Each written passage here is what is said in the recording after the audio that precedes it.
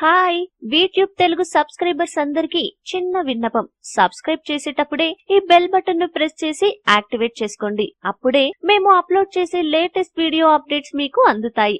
Already subscribe చేసుకున్న వాళ్ళు కూడా దయచేసి ఈ గంట సింబల్ ను నొక్కి యాక్టివేట్ చేసుకోండి.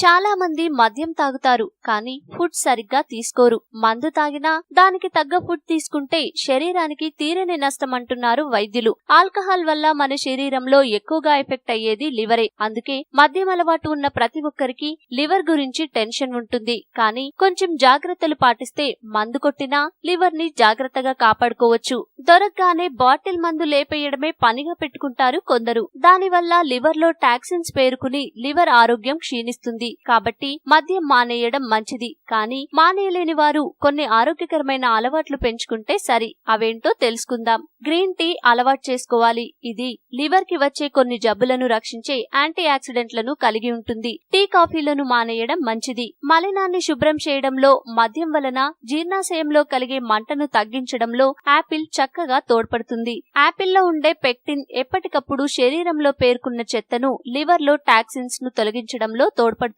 డిటాక్సిఫేషన్ కు తోడ్పడే సెలెనియం, అలసిన్ తో పాటు లివర్ కు కావలసిన ఎంజైమ్స్ ఉండటం అల్లం ప్రత్యేకత.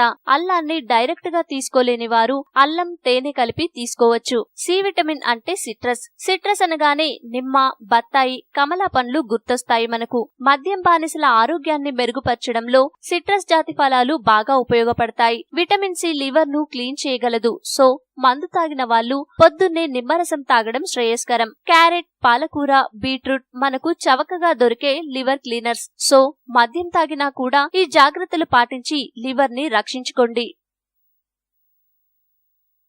ఈ వీడియో మీకు నచ్చితే లైక్ చేయండి, అందరికీ షేర్ చేయండి, కానీ సబ్స్క్రైబ్ చేయడం మాత్రం మర్చిపోకండి.